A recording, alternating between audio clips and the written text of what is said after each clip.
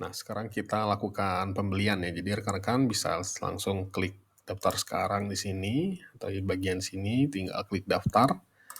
Nah, seperti ini akan ke halaman Mayar ya, Mayar AI. Nah, nanti rekan-rekan pada saat di sini itu bisa langsung mengisi data jumlah stoknya, stok dari lisensinya cukup beli satu misalkan. Tapi kalau mau sekali banyak juga bisa.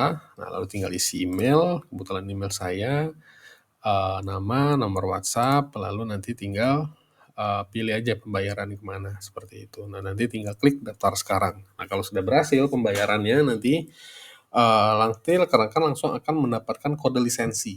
Nah, kode lisensi itu harus disimpan, jadi harus di-copy. Kalau misalkan nanti lupa, nanti ada notifikasi juga berhasil pembayaran ke email. Nah, jadi kode lisensi itu nanti bisa disimpan atau bisa dicek ke email. Nah, kebetulan karena saya sudah punya kode lisensi, saya tidak lanjutkan. Nah, nanti ketika rekan-rekan sudah membeli kode lisensi, jangan lupa langsung konfirmasi ke admin. Nanti ada nomor nomor WhatsApp admin, bisa langsung bilang sudah melakukan pembayaran, tinggal kirim bukti bayarnya. Nah, nanti rekan-rekan akan dikirimkan oleh admin itu sebuah link untuk melakukan duplikasi dari template spreadsheet-nya.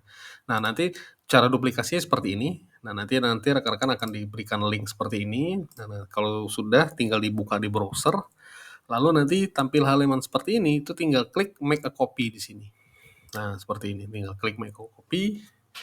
Jadi nanti otomatis langsung terduplikasi. Syaratnya yang pasti tentu saja harus memiliki akun Google seperti itu. Nah, kalau sudah seperti ini, pertama kali sekali, itu nanti rekan-rekan sambil bisa nunggu, ini nanti harusnya akan tampil, ya kita tunggu ya di sini. Nah, seperti ini. Nah, akan tampil pop-up seperti ini. Selamat datang di AI by Subs Daily. Dapatkan kode lisensi dengan mengikut petunjuk. Nah, karena tadi sudah melakukan mendapatkan kode lisensi, jadi ini bisa diabaikan. Jadi klik OK aja. Nah, apa yang pertama kali harus dilakukan? Nah, kalau saya menyarankan pertama kali rekan-rekan itu harus rename dulu, ganti dulu namanya di sini, gitu kan? Karena ini masih copy of sheet AI, kita bisa ubah ke nama yang misalkan mudah diingat, bebas, namanya bebas. Misalkan sheet AI, kalau saya di sini untuk demo gitu aja. Karena saya mau mendemokan kan, nah, di sini demo. Nah, gitu. Nah, kalau sudah rekan-rekan bisa perhatikan dulu di halaman ini adalah halaman settings. Halaman settings ini halaman yang wajib nanti diisi dan dipatuhi peraturannya. Karena disinilah nanti kita akan input kode lisensi, lalu nanti custom prompt-nya. Custom prompt ini biasanya nanti kita berikan untuk memberikan peran kepada AI sebagai apa, misalkan sebagai analis atau sebagai membantu kita untuk membuat konten dan sebagainya. Nah, seperti itu. Nah, yang pertama kali rekan-rekan harus input dulu kode lisensinya. Nah, kode lisensi saya tadi saya sudah punya. Sebentar, saya akan tinggal copy paste dulu. Nah, ini punya saya, jadi tinggal saya copy aja ke sini. Nah, sini.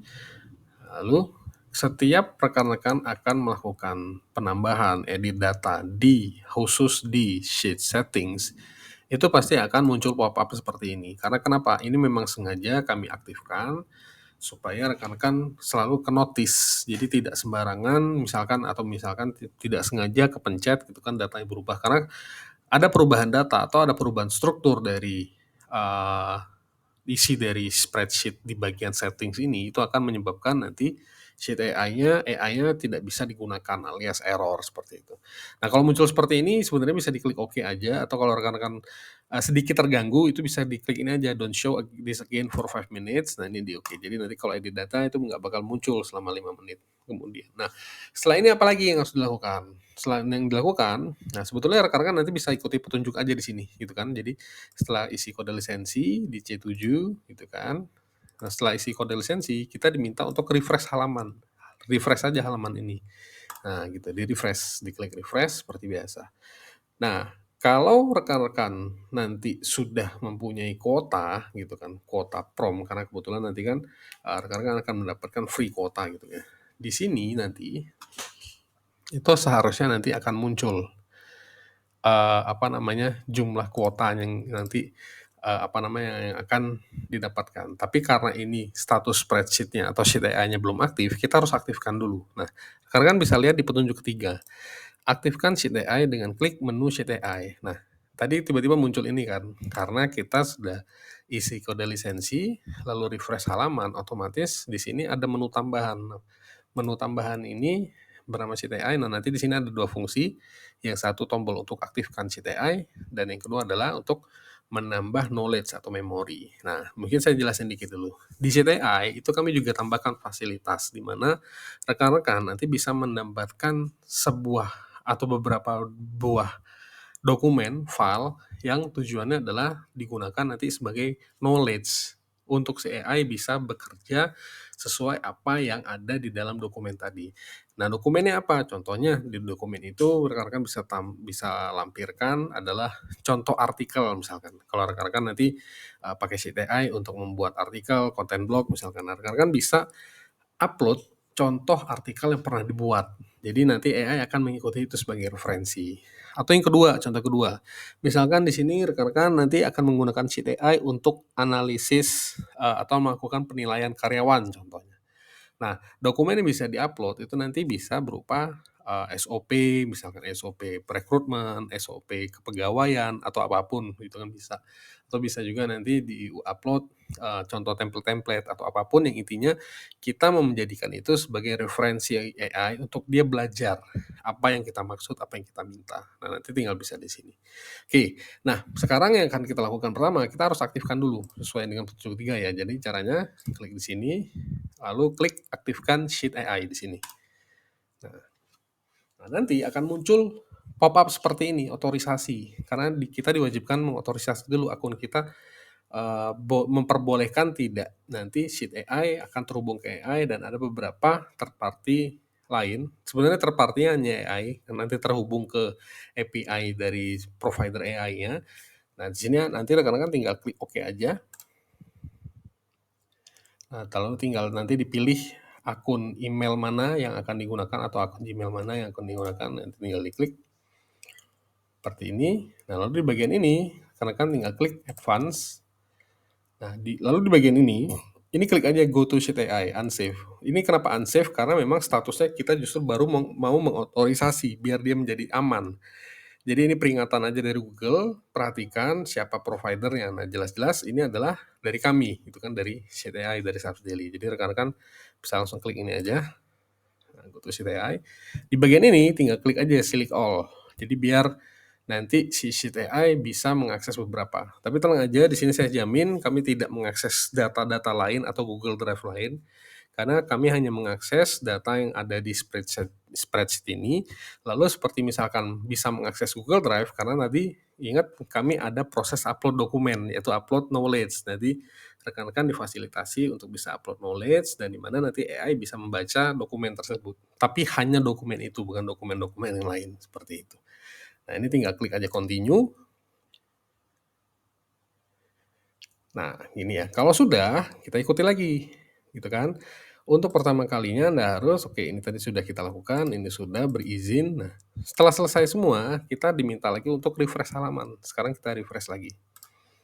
Nah, gitu. Jadi pastikan kode lisensinya selalu ada ya, jangan sampai kehapus. Kalau misalkan belum punya, tinggal tadi beli, daftar, dapat kode lisensi, ini nanti akan dipakai selamanya. Jadi satu spreadsheet ini akan digunakan selamanya, seterusnya menggunakan ini. Nah, kalau rekan-rekan perhatikan, setelah saya refresh, di sini sisa kotak saya tiba-tiba berubah jadi 100. Iya, karena saya memang punya kuota. Saya sudah menggunakan kuota, bahkan saya sudah membeli. Karena kuota free saya yang 500 itu sudah habis, saya sudah beli lagi, dan sekarang kuota saya tersisa 100. Nah, dengan catatan, nanti pada saat proses top up kuota, rekan-rekan itu wajib mengisi kode lisensi pada saat pembelian kuota promnya. Kenapa? Karena kalau nggak diisi atau mungkin kode lisensi berbeda dengan yang sekarang di sini, sisa kuotanya nanti tidak akan bertambah alias karena kode lisensinya berbeda atau kode lisensinya kosong seperti itu. Nah, jadi ini wajib. Nah, langkah selanjutnya adalah gimana? Di sini misalnya ada cara juga untuk melakukan penambahan knowledge misalkan. Nah, gitu ya. Nah, mungkin ini bisa kita skip dulu. Kita sekarang bisa lanjut bagaimana cara promptingnya, cara menggunakannya. Oke. Nah, sebelum kita masuk ke cara prompting, di sini rekan-rekan ingat di sini juga kita sediakan ada custom prompt, di mana rekan-rekan bisa memberikan peran, tugas atau apapun kepada si AI di sini. Nah, kalau mungkin di sini rekan-rekan pernah mengikuti mungkin konten-konten berseliweran ya mengenai prompt engineering, atau mungkin di sini ada juga yang pernah mengikuti workshop saya gitu kan mengenai basic dari prompt engineering, bahwa kita menuliskan prompt itu tujuannya adalah untuk membuat si AI-nya berperan sebagai apa, tugasnya kita fokuskan sebagai apa. Nah, jadi ada banyak formula, misalnya formula RISE, role instruction, context, expected output, ada juga formula-formula lain berseliweran, tapi intinya adalah di sini tujuannya kita memfokuskan si AI-nya akan berperan sebagai apa. Nah, di sini saya misalkan tulis sederhana. Nah, sini. Misalkan di sini. Saya tulis, kamu adalah seorang, misalkan apa? Misalkan copywriter senior berpengalaman 10 tahun di industri digital misalkan. Nah, ini saya sembarang. Kamu akan membantu membuatkan marketing plan hingga copywriting untuk beragam kebutuhan pemasaran misalkan. Nah, ini saya langsung aja cepet ya. Jadi saya ini sembarangan, ngasal aja. Tapi ini kalau sudah, oke, kayak seperti tadi, nah dia akan tersimpan di sini. That's it. Jadi kita kalau sudah simpan sini, kita tidak perlu reverse lagi. Nah, sekarang saya akan demokan gitu kan. Bagaimana cara promptingnya? Nah, nanti di sini rekan-rekan kita sediakan ada 3 contoh. Lihat ya, di bawah itu ada 3 contoh sheets. Yang pertama adalah contoh bagaimana kalau kita ingin melakukan analisis sentimen atau feedback dari pelanggan, atau analisis-analisis lain yang sifatnya nanti kualitatif gitu kan. Karena kualitatif itu kan biasanya kita kesulitan ya untuk membaca ini positif atau tidak, ini si klien sebenarnya mau atau tidak sih beli produk kita, seberapa persen dia minat gitu kan. Nah, biasanya data-data kualitatif itu sudah susah kita melakukan pengambilan keputusannya. Nah, yang kedua di sini nanti ada juga contoh employee scoring. Nah, ini juga nanti kalau digunakan untuk contoh lain, misalkan rekan-rekan punya data gabungan antara kuantitatif dan kualitatif. Misalkan di sini kuantitatifnya adalah lama bekerja, atau bisa juga nanti jumlah absensinya, atau kalau data lain misalkan yang sifatnya kuantitatif, misalkan kalau data keuangan berapa kali dilakukan withdraw, misalkan penarikan uang misalkan, dan seterusnya. Plus kita juga nanti bisa gabungkan menganalisis dari sisi kualitatifnya. Misalkan di sini contoh pencapaiannya seperti apa si karyawan ini dan seterusnya. Nanti kita bisa gabungkan. Nah, contoh ketiga adalah kalau rekan-rekan di sini ada yang bekerja membuat konten misalkan. Butuh ide di konten, butuh sampel konten yang banyak, misalkan buatkan 50 ide konten untuk diposting di Instagram misalkan, dan seterusnya, bisa seperti itu. Nah, saya akan demokan yang pertama. Yang pertama kita coba analisis sentimen. Nah, di sini kebetulan saya sudah kasih contoh formulanya seperti apa. Nah, jadi ini misalkan tinggal saya copy aja gini. Atau rekan-rekan nanti bisa juga dengan dengan ketik sendiri ya, seperti itu. Nah, ini tinggal saya paste sini. Nah, di mana saya ingin melakukan analisis sentimen ke kalimat yang ada di kolom B ini. Nah, karena ini baru satu row, jadi saya mengambil B5. Jadi kalau rekan-rekan lihat di sini, nah saya mengambil promptnya ini, lakukan analisis sentimen kalimat ini dan hanya berikan penilaian positif, negatif, atau netral dari B5. Nah, kalau udah ini tinggal saya enter aja seperti ini. Nah, nanti AI-nya bekerja. Nah, kalau rekan-rekan lihat di bawahnya ini kan ada lagi nih yang lain. Biar mudah, ya ini tinggal kita seperti menggunakan spreadsheet pada umumnya. Ini tinggal kita tarik aja datanya ke bawah. Nah, kayak gitu. Oh, sorry, karena ini formulanya udah hilang ya. Jadi ini mungkin bisa dilakukan lagi, bisa diulang. Misalkan gini. Nah, saya tinggal copy. Nanti sekarang kan berarti kalimatnya B6. Gitu ya, B6. Nah, tuh, kalau saya enter, dia akan analisis kalimat di B6. Nah, biar mudah, sebelum formulanya hilang, rekan-rekan bisa double klik aja langsung sini. Nah, kalau kita lihat ini, dia akan beralih ke B7, B8, dan B9 gitu kan. Nah, jadi dia sekaligus. Nah, ini data ini analisis ini itu adalah hasil jawaban dari AI sendiri. Jadi bukan hasil dari manual dari kita. Nah, bayangkan ini ada sekitar 100 row, kita lakukan manual satu persatu kan mungkin lama. Jadi kalau kita tinggal prompt, hasilnya bisa langsung banyak seperti itu. Nah, tadi mungkin ada pertanyaan, kenapa kok formulanya langsung hilang gitu kan? Nah, kalau ini masih ada, tapi yang pertama kok hilang. Tapi yang lama-lama ini nanti juga hilang bawah-bawah. Nah, jadi di Google Sheets itu ada satu rules, ada satu aturan bahwa setiap kali kita membuka spreadsheet atau ya mungkin nanti kan setelah ini mungkin kita tutup spreadsheet ini, lalu mungkin nanti 3 jam kemudian kita buka lagi. Nah, di Google Sheets itu setiap data yang kita buka, dia itu akan melakukan yang namanya refreshment. Alias, kalau ini kita tidak ubah ke value biasa, bukan lagi formula. Kalau tadi kan formula ya, nanti kalau saya klik positif ini kan sudah nggak ada formulanya, tapi langsung jadi teks. Nah, kalau ini tadinya kita biarkan tetap dalam kondisi itu adalah formula, dia otomatis akan mengeksekusi terus-menerus si AI-nya, yang dimana berpengaruh ke apa? Ke kuota token rekan-rekan. Nah, di sini. Kuota ini, sisa kuota ini nanti bisa berkurang lebih banyak, seperti itu. Nah, ini kalau saya tes tadi kan. Nah, di sini tadi harusnya yang berkurang tuh sekitar 5 atau 6 ya, karena tadi saya berapa kali melakukan refresh itu kan, harusnya nanti di sini berkurangnya ya sekitar 5, 6 atau 7 lah. Nah, ini kalau saya mau ngecek, ini tinggal saya refresh aja di sini untuk melihat kuota. Nah, gitu. Jadi tunggu, ini masih 100, nanti dia harusnya tiba-tiba berubah. Jadi bukan 100, tapi mungkin harusnya berkurang gitu. Nah, betul ya, jadi 97. Nah, malah di sini 97, berarti hanya yang kepake itu hanya 3 gitu, sama dia perhitungannya hanya 3. Jadi rekan-rekan bisa perhatikan. Nah, yang kedua, gimana kalau kita mau melakukan penilaian dari banyak kolom nih, kalau tadi kan cuma 1 gitu kan. Nah, kalau yang contoh kedua, itu kita akan melakukan penilaian dari banyak kolom. Nah, sini saya udah kasih contoh juga. Ini adalah tabel penilaian karyawan ya. Nah, jadi kita akan minta analisis AI, karyawan ini kira-kira gimana nih? Apakah bisa naik jabatan atau mutasi atau gimana gitu kan. Nah, di sini saya juga sudah kasih template-nya, rekan tinggal copy aja. Nah, seperti ini. Oke. Nah, jadi di sini nanti ada 2 tipe formula. Nah, saya contohkan dulu yang pertama. Kalau formula yang pertama, rekan-rekan lihat, di sini prompt-nya adalah analisis dari data karyawan berikut ini, berikan hanya satu saran apakah naik jabatan, mutasi, atau stay. Nama karyawannya saya kasih namanya shortcut seperti ini. 1, divisinya 2, jabatan 3, lama bekerja 4, pencapaian 5. Nah, kalau rekan-rekan lihat, kolomnya ini berurutan. Nama itu ada di B5, divisi ada di C5, jabatan ada di D5, E dan F, seterusnya gitu ya. Nah, urutan. Jadi saya bikin ini menggunakan range, namanya data range. Jadi saya tinggal tarik.